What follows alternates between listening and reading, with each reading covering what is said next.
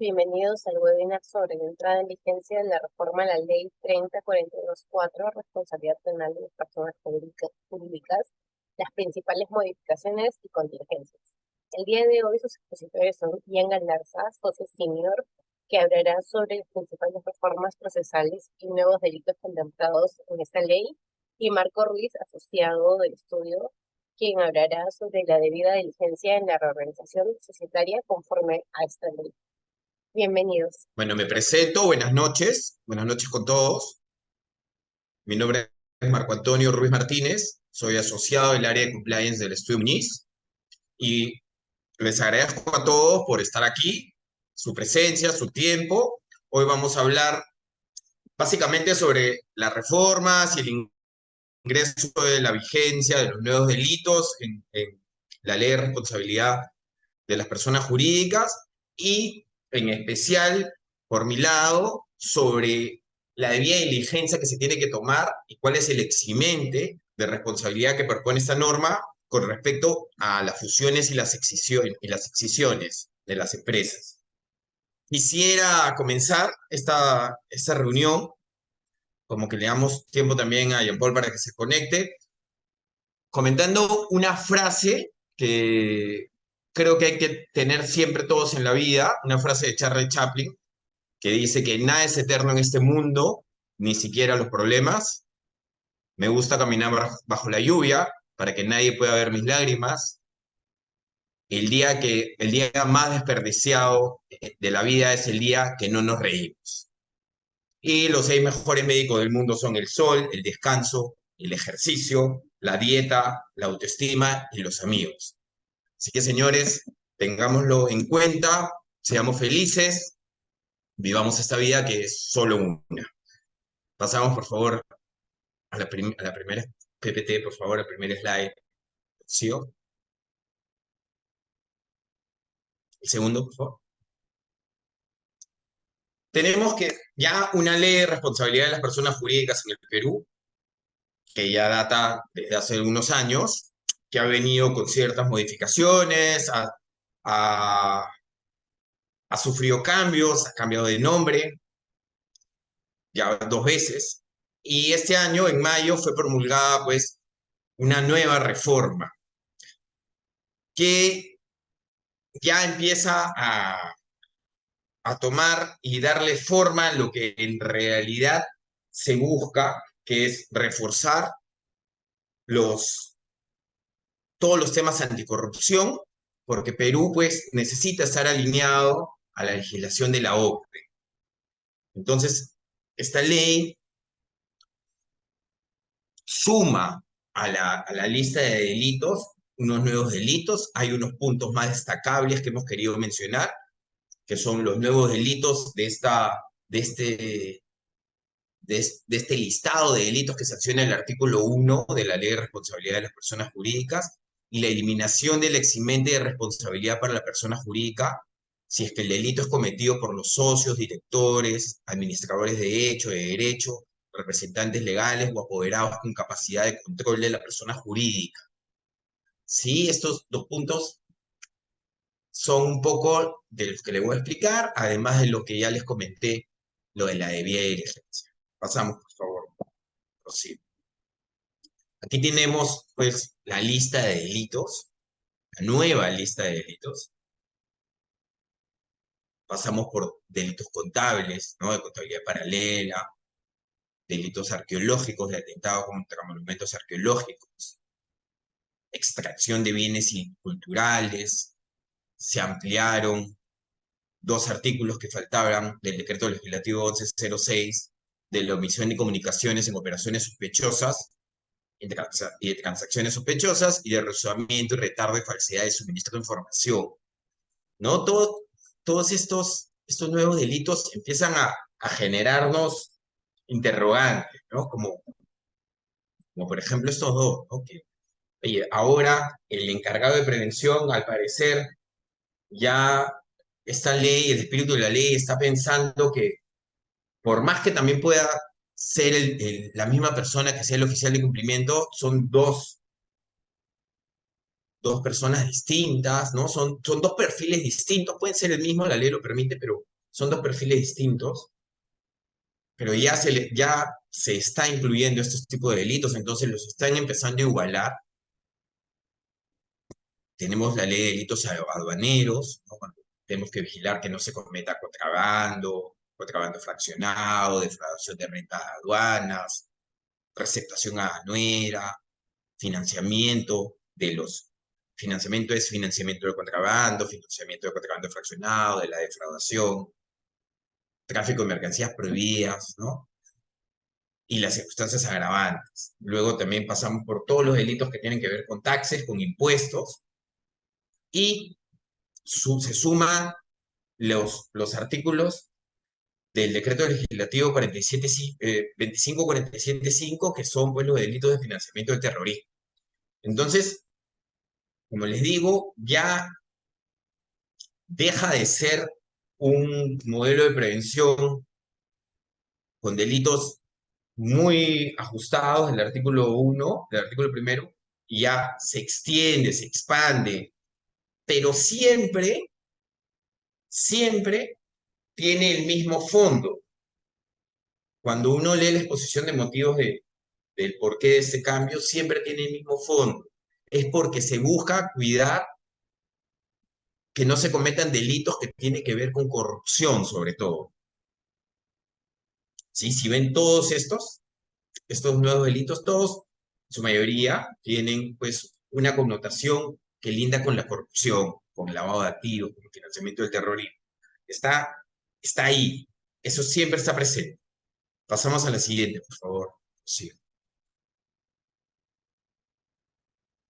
El ámbito subjetivo de la ley, ¿no? ¿A quiénes aplica esta norma? Hay que tenerlo clarísimo. Aplica para todas las empresas de derecho privado, ¿sí? También para asociaciones, fundaciones, organizaciones no gubernamentales, comités no inscritos, sociedades irregulares, entes que administran un patrimonio autónomo, empresas del Estado o sociedades de economía mixta, ¿sí? En el caso de personas jurídicas extranjeras, será aplicable cuando realicen o desarrollen sus actividades directa o indirectamente en el territorio nacional, a través de cualquier modalidad societaria, contractual, empresarial, y que se cometa alguno de los delitos previstos en el artículo primero, que ya son los del slide anterior, ¿sí? Ya pasó el plazo de 6 meses que nos dio la ley desde mayo, ya pasó, ya estamos en noviembre, ya estamos, el lunes pasado entraron en vigencia estos nuevos delitos, ya son aplicables. Es decir, que cualquiera de estas entidades que no tenía un modelo de prevención, se recomienda implementarlo, porque ya van a ser sujetos a los delitos anteriores, y a los que, a cualquiera de estas organizaciones que no que ya tiene implementado un modelo de prevención, ya se les exige que lo actualicen. Pasamos, por favor, a la siguiente. Asimismo, se destaca en el ámbito de aplicación, en el ámbito subjetivo de la ley, que el cambio de nombre, de denominación social, reorganización societaria, transformación, excisión, fusión, disolución, liquidación, cualquier acto que pueda afectar la personalidad jurídica de la organización, no impiden la atribución de responsabilidad. Es decir, si yo cambio de nombre, me cambio de denominación, de razón social, me reorganizo, a una excisión, una fusión, igual me van a proteger de responsabilidad. No, no lo impiden, ojo. ¿Ah? Pasamos a la siguiente, por favor. Sí. Se destaca, la ley destaca que en el caso de fusión y excisión, la persona jurídica absorbente solo puede ser sancionada con el pago de una multa. ¿Pero cuándo? ¿Cuándo aplica el pago de una multa? Siempre que el delito haya sido cometido antes de la fusión y excisión. Salvo que las personas jurídicas hayan utilizado estas formas de reorganización societaria con el propósito de eludir una eventual responsabilidad de la persona jurídica fusionada o escindida, en cuyo caso ya no opera ya este supuesto, ya no van a tener solo el pago de una multa, sino se van a aplicar las sanciones que vamos a ver más adelante, que no solamente son pago de una multa. No incurre en responsabilidad administrativa cuando seguimos con la persona jurídica absorbente. La persona jurídica absorbente no incurre en responsabilidad administrativa cuando se haya realizado un adecuado proceso de debida diligencia, previo al proceso de fusión o escisión. Se entiende que se cumple con la debida diligencia cuando se verifique la adopción de acciones razonablemente orientadas a verificar que la persona jurídica fusionada o escindida no ha incurrido en la comisión de cualquiera de los delitos previstos en el artículo 1. Pasamos. Ahora vamos a ver qué es lo que significa esto de la previsión de que no se cometan los delitos, ¿no? Vamos a la exposición de motivos del reglamento de la ley, aprobado por Decreto Supremo 002-2019-JUS. La exposición de motivos nos explica, ¿no? Y nos dice, los modelos de prevención de delitos se constituyen en herramientas de gestión en materia de integridad corporativa, lo que implica la implementación de un sistema ordenado de normas, mecanismos y procedimientos de vigilancia y control destinados a neutralizar o reducir significativamente los riesgos de la comisión de delitos y a promover la integridad y transparencia en la gestión de las personas jurídicas, los que son adoptados, implementados a modo voluntario bajo el principio de autorregulación. Es decir, ya la exposición de motivos del reglamento nos está diciendo que implementar un modelo de prevención justamente es para evitar la comisión de estos delitos.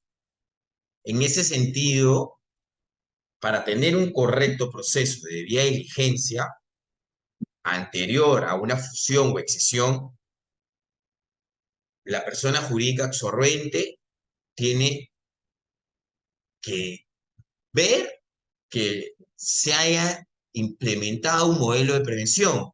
¿Qué es lo que nos dice la ley? Pasamos, por favor, al siguiente PPT, Rocío. La ley nos dice que se ha implementado. El artículo 17 de la ley nos dice que tienes 5 elementos mínimos que tienes que cumplir. Tienes que tener un encargado de prevención con la formalidad que sea designado por el máximo órgano de administración de la persona jurídica o quien a sus veces. Tienes que tener acciones de mitigación de los riesgos identificados. Es decir, que tienes que hacer un mapeo de riesgos que tenga siempre acciones de mitigación de los riesgos que pudiste mapear o que diligentemente mapeaste en el proceso, en el risk assessment. Implementación de procedimientos de denuncia, es decir, que tienes que tener un canal de denuncias, tienes que tener difusión y capacitación periódica del modelo de prevención y evaluación y monitoreo continuo del modelo de prevención. Estos 5 elementos mínimos tienen que estar, pero a partir del lunes 13 de noviembre, ya tienen que también tener en cuenta los nuevos delitos que se han incluido. Es decir, bueno, el encargado de prevención es el mismo, pero las acciones de mitigación de riesgos identificados tienen que ser acciones de mitigación de riesgos identificados sobre la posible comisión, la posible materialización de estos riesgos que no son más que los delitos del artículo 1 de la ley. La implementación de procedimientos de denuncia. Si tu canal de denuncias tenía posibilidad de denunciar colusión, cohecho activo genérico, cohecho activo específico, ¿no? Los delitos que ya estaban, también ahora tiene que tener tu canal de denuncias, pues todos los nuevos delitos, y en tu proceso de diligencia tienes que revisar que sea así a partir del lunes pasado, tu difusión y capacitación o la evidencia, la difusión y la capacitación tiene que también empezar a tener en cuenta estos nuevos delitos, igual como el monitoreo continuo del modelo de prevención. Ya cuando voy a monitorear, voy a tener que empezar a monitorear sobre los nuevos delitos. Y eso tiene que quedar como prueba. Una vez que ya tengo claro cuáles son los elementos, pasamos por favor al siguiente slide, ya viene pues la debida diligencia en la que se sugiere en tu due diligence hacer un requerimiento de como mínimo los 5 elementos mínimos de la empresa. No, no vamos a preguntar, ¿has cometido el delito? ¿Has tenido el cuidado suficiente de la comisión del delito? No, no va por ahí. Es hacer una correcta debida diligencia, que es sí, verificar si se ha tomado las acciones de previsión, es la definición del modelo de prevención. ¿Cumpliste con los 5 elementos mínimos? Si es sí, un check. La persona que realiza la debida diligencia no puede ser pues cualquiera, ¿no? No puede ser alguien que no sepa de estos temas. Tiene que tener experiencia en el campo de compliance. No puedes poner a hacer la debida diligencia para ver si se ha cumplido con los 5 elementos mínimos como si fuera un checklist. ¿Tiene canal? ¿Tiene mapa? No, hay que abrir los documentos y revisar y hacer y solicitar prueba de la implementación de los cinco elementos. Y esta prueba, revisarla diligentemente y emitir un pronunciamiento de la evidencia de la implementación. Además, también se sugiere solicitar una reunión con las personas que manejan el modelo de prevención para darles la oportunidad de que nos expliquen la implementación y su eficacia. ¿Sí? Esto no está grabado en roca, seguramente eh, pueden haber más ideas, pero eso es la sugerencia para poder cumplir por lo menos con 5 puntos de una debida diligencia correcta. Pasamos, por favor, al siguiente slide. Sobre la responsabilidad administrativa de la persona jurídica. Las personas jurídicas son responsables administrativamente por los delitos señalados en el artículo 1, cuando ellos hayan sido cometidos en su nombre o por cuenta de ellas o en su beneficio directo o indirecto. ¿Por quiénes? Seguimos con los socios, directores, administradores de hecho, de derecho, representantes legales o apoderados de la persona jurídica o de sus filiales o subsidiarias. Está bien. El B dice, la persona natural que estando sometida a la autoridad de las personas mencionadas en el literal anterior, que hayan cometido el delito bajo sus órdenes o autorización. El C, la persona natural señalada en el literal precedente, cuando la comisión del delito haya sido posible porque las personas mencionadas en el literal A han incumplido con su deber de supervisión, vigilancia sobre la actividad encomendada ante la situación concreta del caso, ante el delito concreto, ¿no? No ante cualquier cosa, sino ante la situación concreta del caso. Las personas jurídicas que no son responsables, no son responsables en los casos que las personas naturales indicadas en el párrafo anterior, estas, hubiesen cometido el delito, cualquiera de los delitos del artículo 1, exclusivamente en su beneficio propio o a favor de un tercero distinto a la persona jurídica. Es decir, las personas jurídicas solo son responsables en los casos que las personas naturales hayan cometido el delito en su favor. Pasamos, por favor, Rocío, a la siguiente.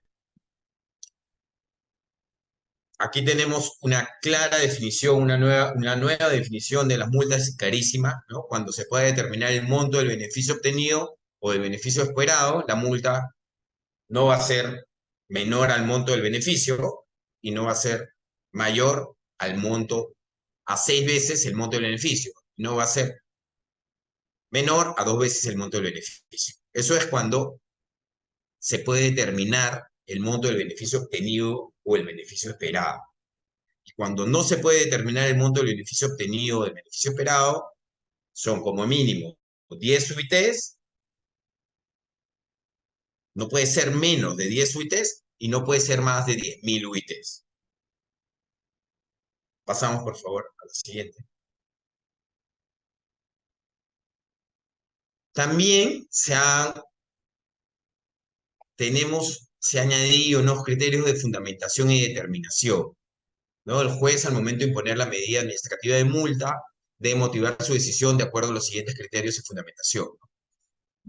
Revisar, el juez ya la ley le está poniendo puntos objetivos al juez para que pueda determinar la medida, la multa.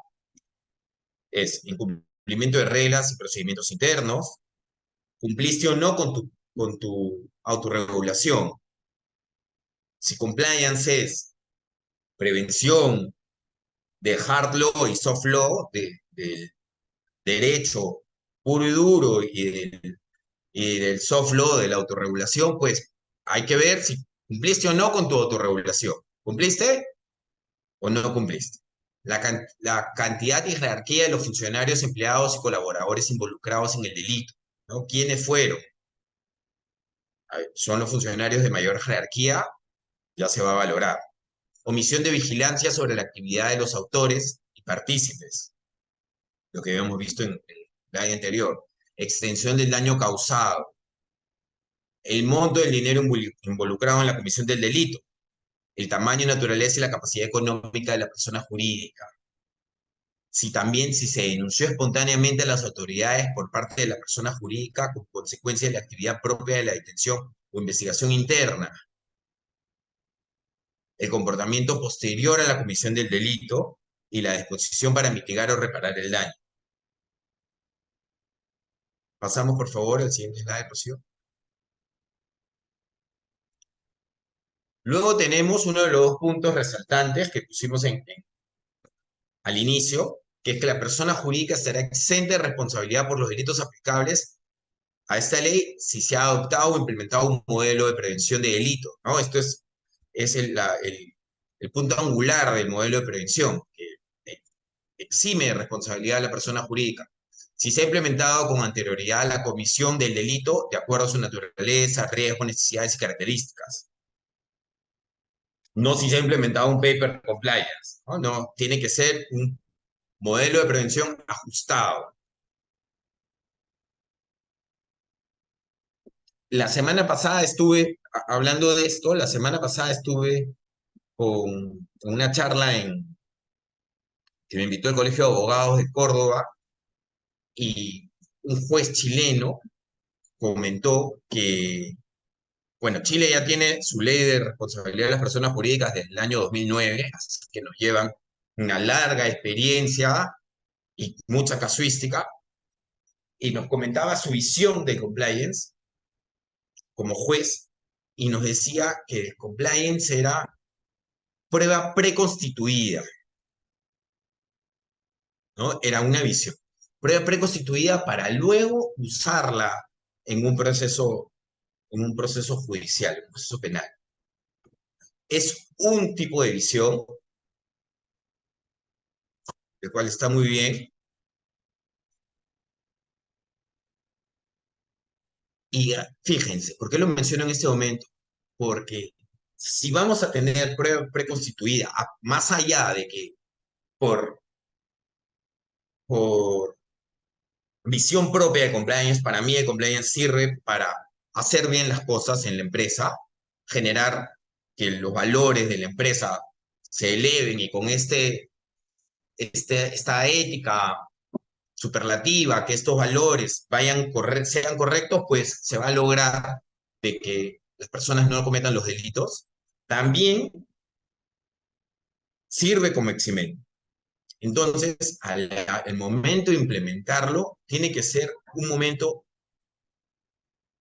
donde el modelo de prevención sea hecho especialmente para esta persona jurídica, que sea una correcta examinación de riesgos, que se apliquen las políticas, los candados, los controles, las capacitaciones, el monitoreo, que el encargado de prevención sea una persona con experiencia en la materia, para que luego esta implementación, este día a día del modelo de prevención, nos pueda servir también como prueba preconstituida en un proceso penal. Seguimos con que el modelo de prevención debe consistir en las medidas de vigilancia y control idóneas para prevenir los delitos y reducir significativamente los riesgos de su comisión. Es inaplicable el eximiente de responsabilidad sustentada en contar un modelo de prevención de delitos eficaz. ¿Sí? Entonces, escuchen, es inaplicable el eximente de responsabilidad sustentada en contar con un modelo de prevención de delitos eficaz, o sea, que sea adecuado a su naturaleza, riesgos y necesidades, cuando el delito es cometido por los socios, directores, administradores de derecho o representantes legales o apoderados con capacidad de control de la persona jurídica. Es decir, si alguna de estas personas, ¿sí? Si alguno de estas personas, que se pueden ser directores, administradores de derecho, representantes legales con capacidad de control de la persona jurídica, es decir, que pueden manejar a la persona jurídica, que acá queda pendiente para la ley definirnos exactamente qué es lo que ellos quieren decir con capacidad de control de la persona jurídica. Podemos buscar en normas alternas, podemos buscar en el Código de Ética y Conducta de la Superintendencia de Mercado de Valores, el Código de Gobierno Corporativo de la Superintendencia de Mercado de Valores, donde ya nos dan unas pistas qué es lo que se quiere decir con capacidad de control, pero la misma ley no lo define hasta este momento. Nos dice que en ese caso, si alguna de estas personas comete el delito, los del artículo 1, el juez únicamente impone la medida administrativa de multa, la que puede ser reducida hasta un 90%. Es decir, tenemos cierta predictibilidad jurídica en este caso, porque ya vamos a saber que la sanción va a ser una multa a la que podemos aspirar a reducir hasta un 90%, lo cual para mí es un incentivo importante para implementar un modelo de prevención, porque ya tiene cierta predictibilidad jurídica. En el caso optes por esta visión de empezar a tener prueba preconstituida para tu modelo de prevención. Se suprimió la posibilidad de exclusión de la responsabilidad de la persona jurídica cuando el delito haya sido cometido producto de la ilusión fraudulenta del modelo de prevención debidamente implementado. Pasamos, por favor. Rocío. Así también tenemos, bueno, los elementos mínimos, un poquito ya adelanté antes, ¿no? Sí, son los del encargado de prevención, los de las acciones de mitigación, implementación de procedimientos de denuncia, difusión, capacitación, teniendo en cuenta ya no solamente para la debida diligencia previa a una fusión o excisión por parte de la persona jurídica absorbente, sino ya en la implementación de tu modelo de prevención. Tienes que implementar con la ambición de los nuevos delitos del artículo 1 o actualizar tu modelo de prevención, todos tus 5 elementos mínimos, con los nuevos delitos del artículo 1. Se incluye expresamente la necesidad de elaborar un perfil de riesgo, ¿sí? Y se incluye expresamente el principio de autorregulación. Pasamos, por favor, a la siguiente. Del informe técnico de la Superintendencia de Mercado de Valores, que es quien va a, a tener ya una condición de pericia institucional, su informe técnico, es necesario que el fiscal formalice la investigación preparatoria solo si la persona jurídica haya alegado tener un modelo de prevención de delitos. Ojo, la persona jurídica tiene que alegar tener un modelo de prevención de delitos. Sus conclusiones no son vinculantes para el fiscal, es decir, si el informe técnico ha perdido su carácter vinculante y se ha convertido en un elemento de valoración adicional. Ahí también nos abre nuevas preguntas, nuevas interrogantes. Es decir, si sus conclusiones no son vinculantes para el fiscal, a pesar de tener una condición de pericia institucional, está bien, ya no son vinculantes, lo dice la ley. Y es decir, que también puede haber una pericia privada. Es decir, también pueden haber peritos de compliance. Eso es algo que ya en España se está dando hace un par de años. Ya hay asociaciones, como la Asociación Española de Compliance, que está implementando un listado, un fichero de peritos de compliance. Seguro que aquí la evolución en los modelos de prevención va a ser la misma, va a ir en ese camino. Entonces, todo me lleva a pensar de que para el Perú también se van a necesitar peritos de compliance. El plazo para la evaluación ahora son 90 días, antes era un mes, lo cual era muy corto. Igual 90 días me parece corto aún porque la SMB va a tener que tener un equipo muy amplio para poder, pues, estar revisando modelos de prevención de cuántas empresas. Entonces, bueno, ahí ellos van a tener que ver cómo lo hacen. La persona jurídica debe brindar información, documentación y facilidades necesarias a la SMB. Para su elaboración, la SMB tomará en cuenta los estándares internacionales sobre modelos de prevención y buenas prácticas de gobierno corporativo. Es decir, va a ir a favor, ¿no? Va a ir a favor que tu empresa, si es una multilatina, una empresa que opera en varias jurisdicciones, una transnacional, si tiene un global compliance, va a jugar a favor. Pasamos, por favor, al siguiente slide. Y estas son un poco las sanciones que tenemos, las multas, ya vimos cómo se calculan las multas, inhabilitación, suspensión de actividades sociales, todo esto para la persona jurídica que comete, que uno de sus socios, accionistas, directores, trabajadores, comete alguno de los delitos vigentes del artículo 1, suspensión de actividades sociales, prohibición de ciertas actividades, no contratación con el Estado, esto es definitivo, cancelación de autorizaciones, derechos, concesiones administrativas y municipales, clausura de locales, establecimientos temporal o definitivo, y la disolución de la persona jurídica. Y pasamos a la siguiente, por favor, Rocío. Hasta ahí mi, mi parte de la exposición de esta noche. Le doy el pase al doctor Jean-Paul Galarza para que, por favor, continúe con ustedes. Buenas noches con todos. Eh, sí, con las disculpas del caso, pero estoy teniendo problemas de conexión. No me encuentro en este momento en Lima, así que voy a continuar la exposición, pero apagando mi cámara para tener mejor transmisión. A ver, de lo que se trata acá es lo siguiente. Ya Marco nos ha hecho una explicación panorámica de las principales reformas que se han aplicado a la ley 3424, ¿no? Esta ley ya está en su versión modificada plenamente vigente a nivel nacional.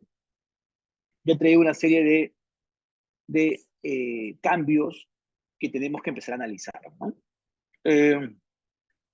El primero, que es el que más polvo ha levantado, es la modificación de los alcances de eximente, ¿no? En la versión original de la ley, si tenías compliance adecuadamente implementado, la persona jurídica estaba protegida, ¿no? Plenamente protegida. En la versión vigente actualmente, con la modificación, sucede que sí, el delito, que ahora puede ser, como ha explicado Marco, no solamente corrupción, también lavado de activos, delitos aduaneros, delitos tributarios, arqueológicos, contables. Si uno de estos participara un socio, director, administrador, representante legal o apoderado con capacidad de control, en ese caso, la eximente no aplicará como aplicaba antes. En cuyo caso solamente, en este caso, se podrá aplicar la pena de multa que, como una gracia, podrá ser reducida hasta un 90%, ¿no? Esto tiene una complicación. Tiene varios, pero la primera que se me viene a la mente es la siguiente.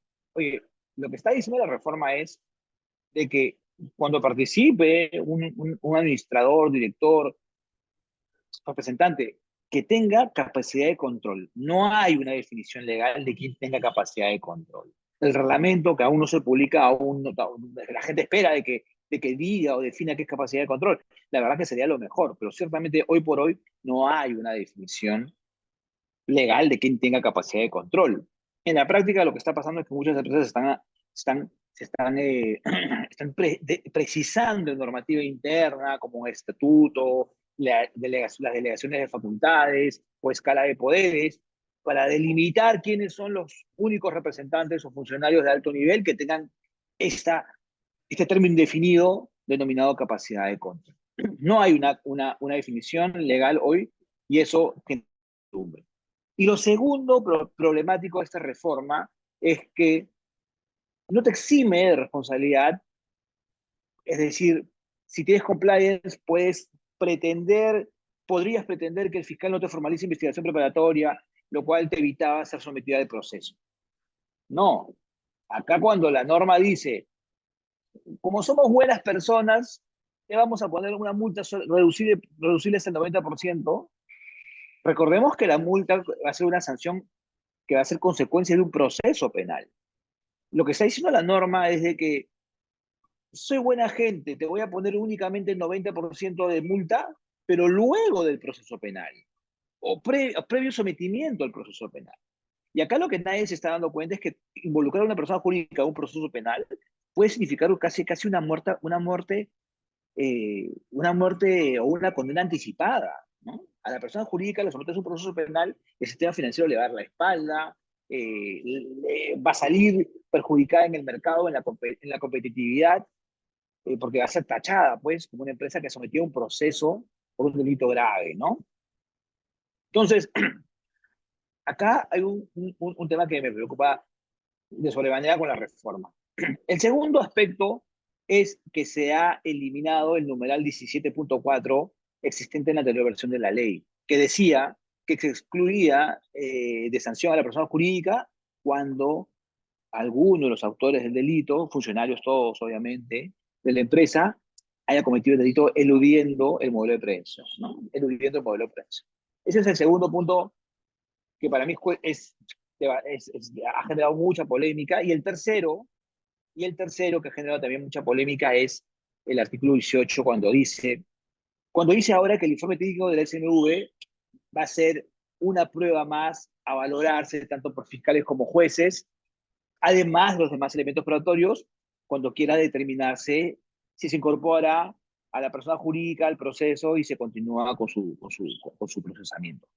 Estos son los tres principales problemas que ha traído la reforma de la ley. Como algún autor nacional dijo, la reforma hace menos compliance y más problemas, ¿no? Y eso es algo que yo suscribo totalmente, porque si la versión original de la ley era trasladarle la responsabilidad de prevención a las personas jurídicas privadas para que éstas asuman esa tarea con el aliciente, con el estímulo de tener un compliance y que eso te blinde de cualquier consecuencia penal, ese blindaje, el ser delimitado, ya pues debilita este estímulo o este incentivo de contar con compliance. Rocío, la siguiente slide, por favor.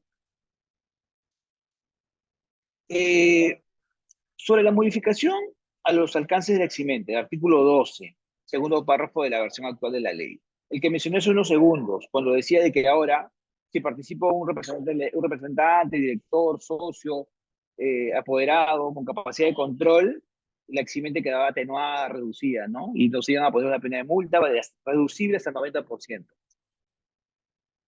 Acá quiero ser bien claro.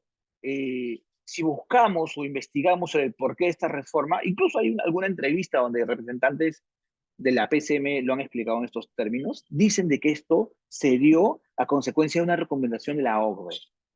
Entonces hay que ponerse a investigar sobre los informes que ha emitido la OCDE en la reforma de la materia en el Perú. Y ahí llegas al reporte número 2 de la OCDE, emitido el año pasado. Y ahí te das con una gran sorpresa. Ahí pueden ver el link en pantalla, cuando quieran ustedes lo revisan.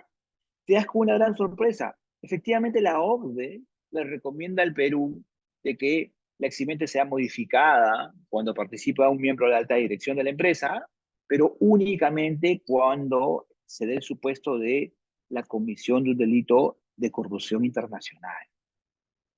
De corrupción internacional. Solo en ese supuesto es que la OCDE le recomendó al Perú que modifique los alcances del eximente de compliance. Como siempre pasa, la verdad que esto para mí ya casi es cíclico. El legislador leyó mal, interpretó mal, tradujo mal, no sé, pero hizo algo mal y modificó toda la ley. Los alcances del eximente para todo el catálogo de delitos ha sido modificado. Cuestión que no recomendó la OCDE en esos términos. Ahí está el reporte número 2, lo pueden revisar para que vean que estoy siendo absolutamente claro y veraz en lo que estoy afirmando.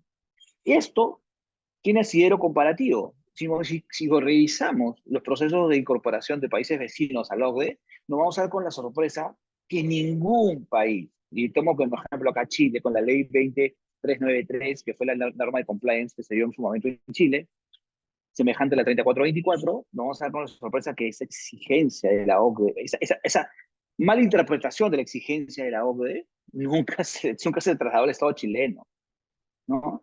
Y a nosotros sí, y encima la aplicamos mal. Rocío, adelante, por favor. ¿Se pudo haber hecho algo mejor? ¿Se pudo haber... ¿Cuál era la preocupación al final de la OCDE y que el Estado peruano malinterpretó? Era sostener que, oye, no es posible, pues, si en el delito participan, llamémosle apicales desde ahora, ¿no? Nos referimos a los miembros de alta dirección. Si en el delito participan miembros de alta dirección o apicales, no es posible que la persona jurídica se exime de responsabilidad. Hacen como una suerte de homologación, ¿no? Entre la decisión de un gerente con la persona jurídica en su totalidad.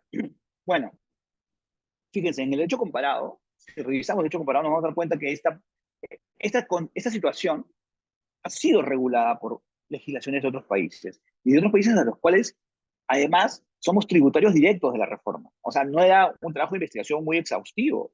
Si vemos el Código Penal Español, artículo 31 bis, numeral 2, nos vamos a dar cuenta de que el Código Penal Español regula la situación en la cual quien comete el delito sea un miembro de la alta dirección. ¿Ok? Y dice, si el delito fuera cometido por las personas indicadas en la letra A, o sea, un miembro de la alta dirección, la persona jurídica quedará exenta de responsabilidad solo bajo estas condiciones. Es decir, la eximente de responsabilidad, a pesar de que en el delito participe un miembro de alta dirección, continúa, pero bajo estas condiciones. ¿Cuáles? Primero, que se haya adoptado y ejecutado con eficacia un modelo de prevención. O sea, que exista trazabilidad de que se implementó y se ejecutó. Dos, de que el órgano encargado de este modelo de prevención, haya tenido autonomía. Nuevamente, trazabilidad documental para demostrar dicha autonomía. Y tercero, de que el delito que se perpetró se cometió porque este autor individual, llámese un director, gerente, representante, lo hizo eludiendo, burlando fraudulentamente el modelo de prevención. ¿Ok? Y cuarto, que no haya evidencia de un déficit de supervisión por parte del encargado de prevención. Es decir, en síntesis, lo que dice el Código Español es, a ver, cuando cometa el delito un director o representante legal, podrá aún exhibirse a la empresa de responsabilidad siempre que se verifique que el modelo de prevención de la empresa se implementó, se ejecutó, se supervisó y el delito que se cometió porque se burló a este modelo de prevención. Porque, señores, tener modelo de prevención no significa riesgo cero. No significa riesgo cero. El riesgo puede subsistir. Puede haber que alguien burle el modelo de prevención o que alguien lo haya capacitado, lo haya desinformado y simplemente no lo quiera hacer por condicionantes o sesgos. Eso existe en el mundo. Y esa situación es una situación en la cual el legislador peruano le ha dado absolutamente la espalda, debilitando las ventajas de eximente de responsabilidad. Adelante, Rocío, por favor. Otro ejemplo, la legislación italiana, artículo 7 de la ley 231-2001, que es la ley de compliance italiana, que en los mismos términos, si podrán ver, subsiste el eximente cuando comete el delito un miembro de alta dirección, siempre que se den algunas condiciones. Si estas condiciones se dan, es decir, si la persona jurídica a la cual le han burlado su compliance, además, y un fiscal la quiere incorporar al proceso, podrá todavía reclamar la exención de sanción, diciendo, oye, pero mira, las condiciones del artículo sexto en Italia se dan, del artículo 31 en España se dan, entonces a mí todavía me protege la ley, ¿no? Rocío, adelante, por favor. Eh, Esto viene muy de la mano de lo primero que venía diciendo, ¿no? El legislador en esta reforma ha borrado del mapa la posibilidad de excluir la responsabilidad de la empresa cuando, cuando el funcionario comete el delito burlando, ¿no? Eludiendo el modelo de prevención de la empresa. Esto, que tenía todo el sentido del mundo, incluso a la luz de lo que vengo diciendo hace unos segundos, tiene todo el sentido del mundo, esto el legislador peruano lo ha cercenado. La pregunta es ¿por qué, no? Bueno,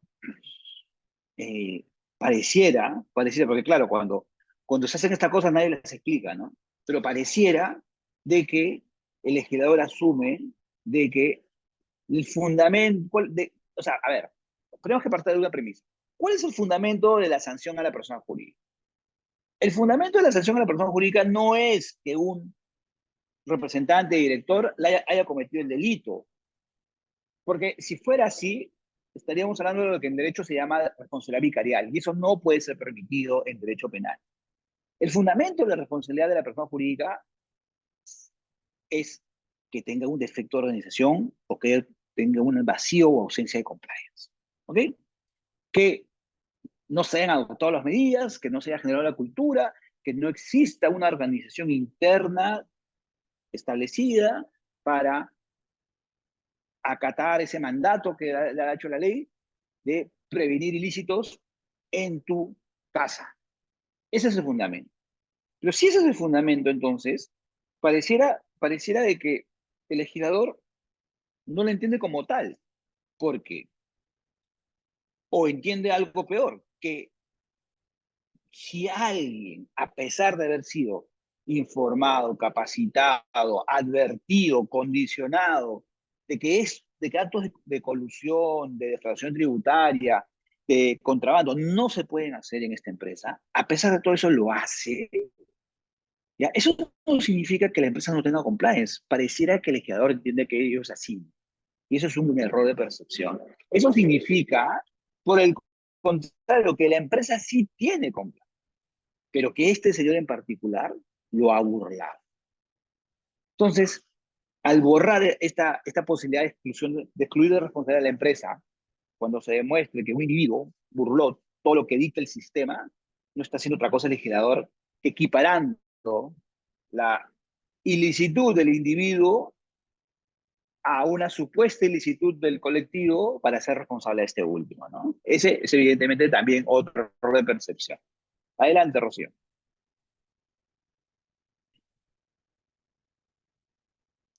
Finalmente, para terminar de hacer hígado, el informe técnico del SMV, ¿no? Marco ha explicado cuáles son ahora los alcances de esta reforma sobre este punto. Se dice de que la Fiscalía deberá pedir informe solo cuando la persona jurídica emplazada alegue tener compliance. Y este informe será una prueba más que el fiscal valorará y el juez valorará para ver si promueven acción penal contra la empresa o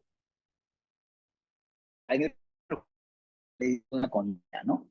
Yo realmente, y esto es una opinión personal obviamente, no estoy muy de acuerdo con esta reforma. En este extremo tampoco estoy de acuerdo con la reforma. Por la sencilla razón de que creo de que la Fiscalía no está en condiciones de evaluar si la empresa tiene o no compliance adecuado, si lo ha ejecutado de manera correcta, incluso si lo tiene correctamente compuesto. La Fiscalía no está en condiciones de hacer una opinión técnica sobre compliance o valorar sobre compliance. En este momento, lamentablemente, no. Es indispensable que el informe del SMV sea un condicionante para que se promueva acción penal contra la persona. Hay quienes me dirán, oye, pero eso limita la discrecionalidad de la fiscalía. Hay quienes han dicho eso inclusive, ¿no? Pero lo han dicho desde la fiscalía, porque claro, acá hay una pelea de competencias, ¿no? Nadie quiere que le limiten su discrecionalidad. Pero bueno, yo pienso de que zapatero tus zapatos. Yo pienso que la fiscalía se tiene, por el contrario, que apoyar de órganos técnicos para que esos órganos técnicos le den una opinión y que esa opinión, por lo menos ahora que esto recién está pensando, sea mandatorio, sea condicionante. Es decir, si el SMV dice que sí hay compliance, un fiscal no debería poder promover acción penal contra una persona jurídica. No es posible que legalmente sea posible que, a pesar del informe del SMV diga que el compliance existe, está funcionando, ¿no? A pesar de eso, la fiscalía tenga la posibilidad de, no sé, pues con otra prueba o con otra valoración, poder promover acción penal, a pesar de esto, contra la persona jurídica. Esto último también creo que ha sido un error. Repito, es una opinión personal. Hay quienes dirán de que esto limita la discrecionalidad de la fiscalía, pero yo creo que este tema, hoy por hoy, no están en condiciones de tener esa discrecionalidad. Y en todo caso, tendrían que dejarse soportar, dejarse eh, sustentar y apoyar por un órgano técnico como el SNV, que creo que va a hacer las cosas bien cuando empiecen a emitir informes técnicos sobre la existencia o no de compliance. Adelante, Rocío, por favor. Bien, antes de culminar, señores, unos minutos antes de culminar, porque por lo menos en mi participación han visto que yo he sido un poquito crítico y he puesto un poco, he querido por lo menos poner los puntos sobre las IES en los alcances de la reforma legal. Pero quiero estos últimos minutos dedicarlos para hacer una, para hacer una, un resumen de las conclusiones, ¿no? Más allá de las críticas y cosas que están mal planteadas en la reforma, lo cierto es que la reforma existe y está vigente. Y la reforma se va a quedar vigente por muchos años, querrámoslo o no. Porque responde a una tendencia global que incluso es expansiva, ¿no? Va a haber más compliance, no sé si bien o mal planteado, pero más compliance va a haber más delitos, va a haber más responsabilidad penal corporativa y va a haber procesos contra personas jurídicas. Eso es inevitable, eso va a suceder, es como una reforma que no podemos frenar y que nos tocará adaptarnos de la mejor manera. Entonces, ante esa realidad, es imperativo adoptar medidas para mitigar contingencias. Estas pasan, algunas ya las dijo Marco, ¿no? Si tenemos un modelo de compliance, hay que actualizarlo. Eh, si tenemos una indefinición sobre quiénes son estos señores con capacidad de control, bueno, hay que buscar las maneras de limitarlo, o al menos con disposiciones o acuerdos societarios que delimiten este término legal indefinido, ¿no? Si hay un mayor riesgo porque un director o gerente participe en delitos, entonces hay que hacerle una capacitación reforzada a estos señores. Hay que instruirlos y informarles de mayor manera que otros de que cualquier decisión o error que ellos cometan va a traer más problemas para la empresa. Y hay que hacer muchísimo monitoreo y seguimiento para tener un compliance no solamente aprobado y nominal, sino también en funcionamiento de ejecución, de cara a los lineamientos bien hecho, bien ejecutado en vida y con mejora continua, y Dios no quiera, pero un fiscal me emplaza porque quiere procesar a mi empresa, bueno, yo podré alegar leximente y podré demostrar que mi empresa está en funcionamiento. Y quizás con una buena defensa legal podré hacer que mi empresa o no se procese o no sea procesada o sea archivado el caso contra ella a la brevedad, de tal manera que le evito el trance y las consecuencias económicas de soportar un proceso penal. Les agradezco muchísimo la paciencia y el tiempo y nos quedamos unos minutos para tener cualquier consulta que ustedes tengan. Muchas gracias. Gracias, Ian. Ahí ya hay unas preguntas que podemos ir leyendo, dice las que se ven en ese momento. Buenas noches, doctor. En el caso de disolución, ¿a qué persona jurídica se le atribuye la responsabilidad luego de la extinción del ente jurídico? Pues no lo dice la ley, pero cuando lo que podemos entender es que la extinción del ente jurídico no va a eliminar la responsabilidad penal. Va a haber una suerte de seguimiento post-extinción. Entonces habría que ver cómo se va a manejar eso. Es una muy buena pregunta a Mauri. Y lo que se entiende es eso, ¿no? Que no, la extinción no va a borrar los delitos que hayas cometido. Lindsay Ríos, buenas tardes. Si una empresa implementa la ISO 37001 de manera A ver, vamos. obligatoria, Lindsay, eh, si una empresa implementa la... ¿Sí? Ian, ¿quieres comentar algo? te respondo rápidamente. Dale, dale, La adelante, por favor. 3424 no es requisito legal de la ISO 37001. Hola, ¿me escuchan? Sí se te está escuchando. Marcos, porque yo estaba leyendo la pregunta de Lindsay. ¿Se me escuchó? Se te escuchó que le comentaste que, que no es requisito legal la ley de responsabilidad de las personas jurídicas. Sí, Lindsay, no es requisito legal. La 3424, perdón, la 3424 no es requisito legal de la ISO que mencionas. Eh, Sin embargo, yo recomiendo siempre que primero implementen la 3424, ¿no? Porque tiene el alcance del beneficio legal eximente y porque además te permite un funcionamiento de compliance durante unos meses previos como para poder adoptar luego un sistema de gestión que, dicho ese paso, si lo vas a querer certificar, vas a tener además que tener un tiempo de gestión en práctica para poder evidenciar un funcionamiento y mejoras, ¿no? Así que el orden natural de las cosas es primero la 3424 y luego la ISO, pero la primera no es requisito legal de la segunda, ¿no?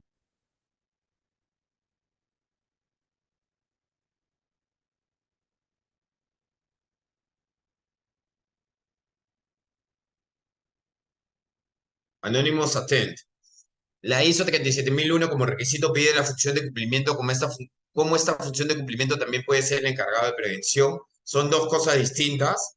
El encargado de prevención es para cumplir con la ley de responsabilidad de las personas jurídicas y la función de cumplimiento de la ISO es para, si quieres certificarte sobre esta ISO. Que puede ser la misma persona, seguramente no, nada lo impide, pero son para dos temas distintos. Luego tenemos a Valeria Almeida. Si el socio fundador de una sociedad está involucrado en un delito contemplado en la norma y que a la fecha ya no forma parte de la sociedad ante esto, ¿cómo afectaría a los clientes que quieran hacer negocios con esta sociedad? ¿Bastará de contar con un modelo de prevención de delitos para estar protegidos contra alguna sanción? A ver, si es un socio fundador, para entender bien tu pregunta, por favor, si es un socio fundador de una sociedad, si el socio fundador de una sociedad está involucrado en un delito contemplado en la norma del artículo 1 y que a la fecha ya no forma parte de la sociedad, vamos a ver cuándo cometió el delito. Si cometió el delito cuando formaba parte de la sociedad, sí que afecta. Si ya lo comete luego de retirarse, pues ya no. ¿Cómo afectaría a los clientes que quieren hacer negocios con esta sociedad? Bueno, seguramente que sí. Puede haber un daño reputacional por la investigación, entonces seguramente va a afectar a los clientes de la sociedad, nadie va a querer hacer negocios contigo, o incluso puede contagiar de responsabilidad si es que se prueba, ¿no? Que el socio ha sido instrumentalizado para cometer el delito, y bastaría contar con un modelo de prevención de delitos para estar protegidos ante alguna sanción. Si el modelo de prevención de delitos se implementó antes de la comisión del delito, seguramente que sí. Si ya se cometió el delito y vamos a implementarlo luego, pues ya no tanto, ¿no? Porque ya estás queriendo tapar el delito con acciones posteriores. Excelentes, dice. Doctores, una consulta. Si cuento con un manual de cumplimiento, el cual fue realizado con anterioridad a la modificación de la ley 3444, ¿qué procesos debo seguir para cambiar el manual y así incorporar los nuevos delitos? Ya, perfecto, Gerson. Si ya entiendo que tienes un manual de cumplimiento, es decir, ya hiciste tú una implementación y lo tienes recogida en algo que denominas manual de cumplimiento. ¿Qué procesos debo seguir? Pues tienes que revisar cada uno de los elementos mínimos que forman parte de tu manual.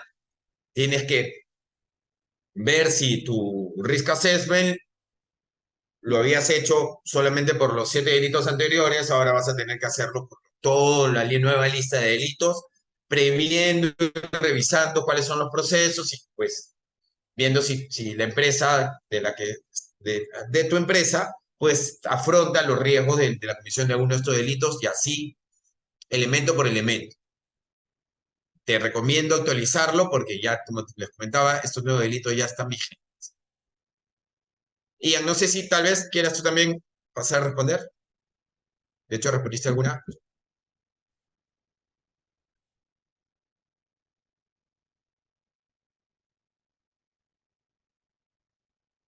Aló. Winston Aqueje. El texto original del decreto se le criticaba mucho que la SMB no tendría el principio de expertise técnica para encargarse del informe vinculante. Porque ahora la crítica es que la Fiscalía no está preparada para ser discrecional para este aspecto. ¿Ha cambiado algo o es que la SMB ni la Fiscalía tienen actitud para decidir para decidir el no compliance? Bueno, eso es algo que comentaste, Jean-Paul, tal vez quieras contestar.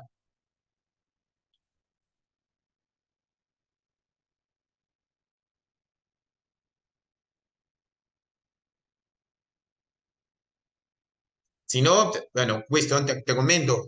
Mira, hoy en día, si en algún momento puedes haber escuchado alguna crítica que no era a favor de la SMB, tal vez al inicio, cuando apareció esta norma, hoy en día ya yo soy de la opinión de que la SMB ya tiene mucho expertise en el tema. Soy consciente de que el personal de la SMB se ha capacitado arduo para poder valorar los modelos de prevención. Ya ha pasado cierta cantidad de años, ha pasado mucha agua por debajo del puente. Entonces pienso que la SMB sí que tiene, sí que tiene mucho expertise hoy en día. Y la fiscalía, bueno, hay que ver caso por caso. No podemos poner a todos en una misma bolsa. Seguramente habrá algunos que sí, algunos que no. Veamos cómo, cómo se pronuncian cuando tengan que ver uno de estos casos. Pati Romero, efectivamente, comparto lo expuesto. Gracias por las ponencias y explicar los cambios sugeridos. Muy bien, muchas gracias, Pati. Se agradecen mucho tus palabras.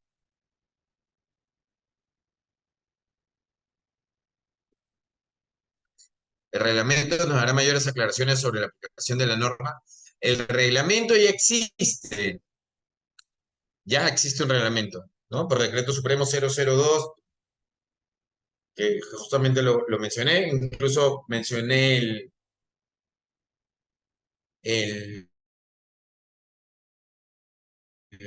la exposición de motivos, ¿ya? Que intuíamos que querían decir con una debida diligencia. Y lo que toca son los cambios al reglamento. Cuando salió la ley 31740, se dijo que daban 60 días para publicar los cambios al reglamento. Entonces, lo que nos espera serían los cambios al reglamento, Anonymous. A Mauri Sebastián Muñoz Laos. Doctor, el tiempo de 6 meses desde la publicación hasta la vigencia de la ley ha sido suficiente para que las empresas peruanas adopten su modelo de prevención a los nuevos parámetros legales. Bajo experiencia personal, a Mauri, pienso que hay algunas empresas que se han quedado esperando la modificación del reglamento y hoy en día ya están fuera de tiempo. Hay algunas empresas que ya incluso con la norma, con el borrador de la ley, ya empezaron a implementar, ya actualizaron su modelo de prevención. Conozco de primera mano muchas empresas que ya han actualizado en ese tiempo de 6 meses, y todo va a depender también de la extensión de la empresa. Si es una empresa que bueno, es muy grande, tiene un modelo de prevención muy robusto, digamos, en su modelo de prevención corporativo, de repente, tal vez les haya quedado corto el tiempo de 6 meses. A unas empresas que son un poco más escuetas, menudas, pues el tiempo, ya lo deben haber hecho. Si no, no pasa nada. Hay que hacerlo, hay que actualizarlo, porque ya está vigente, hay que hacerlo. Mientras no se comete el delito, uno ya puede ir implementando, ¿no? La idea es tener implementado el modelo de prevención antes de la comisión de los delitos. O implementar para que no se cometan los delitos, porque justamente es eso, ¿no? Su nombre lo dice, modelo de prevención. Entonces, la idea es curarse en salud en estos casos. Dice, Anónimos Aten, buenas tardes. Entiendo que el modelo de prevención de delitos regulado en la ley 3444 es facultativo, no es obligatorio. Correcto, es facultativo, no es obligatorio. Lo que sucede, Anonymous, es que las sanciones son tan altas que lo hacen obligatorio. Si no lo tienes, pues te vas a enfrentar a multas que pueden ser hasta 10.000 UITs, pasando por pérdida de permisos y llegando hasta disolución. Entonces, las sanciones, pues, hacen que esto se vuelva prioritario, se vuelva moneda de cambio para poder hacer negocios en el mercado peruano. Y no solamente en el mercado peruano, en el mercado internacional, como lo presentó Ian. Ya vieron, esta norma no solamente queda en Perú, existe en Chile, en la región existe en Chile, por nombrar algunas, en Argentina, en Colombia, en Brasil,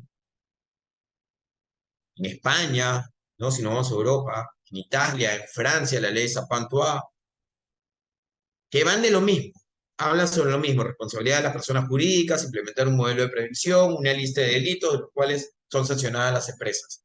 Si una empresa francesa tiene un Global Compliance basado en la ley Sapantua, pues seguramente para hacer negocios con tu empresa en Perú, te va a solicitar que tú también implementes un modelo de prevención basado en tu norma peruana. Entonces, no, más allá de la sanción, también te sirve para poder hacer negocios. En todo caso, en todo caso, ¿cuáles han sido las mayores contingencias para las corporaciones para adaptarse a la vigente ley? Bueno, las corporaciones tenemos de todo, ¿no? Tenemos de todo, habría que ver caso por caso, porque yo diría que si tuviera que nombrar una, pues es que todavía no han salido los cambios en el reglamento. Como te digo, como comenté, hay muchas empresas que se han quedado esperando que salga el cambio y hoy en día ya están en offside, porque ya está vigente los nuevos delitos. Si el oficial de cumplimiento, Minerva, si el oficial de cumplimiento no cumple bien su función, ¿cuál sería la sanción? ¿Te refieres? Entiendo que al decir oficial de cumplimiento, estás haciendo la traducción del compliance officer, y lo que quieres decir es bajo la legislación nacional es encargado de prevención. Si es así, en, el, en la legislación peruana y mundial está ya que salen este tipo de interrogantes, muy buena pregunta, Minerva, sobre cuál es justamente la sanción, ¿no? La función, qué es lo que puede tener realmente una sanción o no. ¿Puede tener el encargado de prevención una sanción si alguien de la empresa comete un delito? ¿Es responsabilidad o no del compliance officer o del encargado de prevención? Es algo que no lo dice la ley, es algo que mucha gente se pregunta. Y bueno, estaremos viendo a ver cómo se maneja en el ámbito peruano, en el ámbito nacional. Muy buena pregunta. Bruno Gambetta, la implementación eficaz y verificable del modelo de prevención ya se configura como eximente en los casos regulados por la ley, o se requiere que previamente sea certificado por la SMB. Bruno, gracias. No, no existe una certificación en la SMB, no se requiere una certificación por la SMB. Ya creo que, Rocío, con estas preguntas vamos terminando con las que están para no extender Sí, más. con Muchas estas ya gracias son a las todos. últimas. Sí. Doctor, ¿considera que la modificación de la ley 34 desincentiva la aplicación de un programa de compliance? En ese sentido, se puede reducir el 90% de la multa y eso no podría dar el mensaje a las empresas que aunque se aplique la norma de compliance serán sancionados. Definitivamente, Jimena, no. Mi percepción es que más al contrario sensu, esto incentiva la implementación, porque es un beneficio, es algo de lo que carece la, la aplicación de la justicia en el Perú, de la predictibilidad jurídica. Tú por este cambio, a ver, yo no estoy de acuerdo con el cambio, yo preferiría de que el eximente sea en todos los casos. Sin embargo, ya que existe, hay que ver el vaso medio lleno y no medio vacío. Este eximente nos da una predictibilidad jurídica. Ya sé que si alguno de mis funcionarios apicales con control en la empresa cometen el delito, yo ya sé que va a ser una multa. Ya no va a ser disolución, no va a ser intervención del Estado, va a ser una multa a la cual como máximo voy a optar por un 90% de disolución. Las sanciones son igual de duras para la micro y la pequeña empresa. Las sanciones son para todas las empresas, no hay distinción para micro y pequeñas empresas. Y Fernando Álvarez Sandoval, excelente doctor, una consulta. ¿La responsabilidad administrativa en algún caso podría recaer sobre la matriz de la subsidiaria involucrada en la investigación? La ley gracias por la pregunta, Fernando. Esta ley sí que te dice que tiene alcance hacia los headquarters de las empresas, siempre y cuando ellas hayan tenido conocimiento del delito. Pero eso nos lleva a algo más, a decir, ¿y cómo va a ser el enforcement de la aplicación jurídica? ¿Cómo voy a hacer para castigar a la empresa que tiene base en una jurisdicción distinta?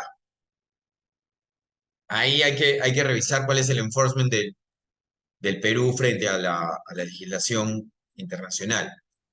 Marco, con esto Jorge, ya cerramos. con la pregunta de Jorge Bazán, Ujú. qué gusto, Jorge, leer tu pregunta. Un saludo. ¿No hay comiso de ganancias en el caso de los delitos incluidos en la modificación de la ley? ¿Cómo? No entendí.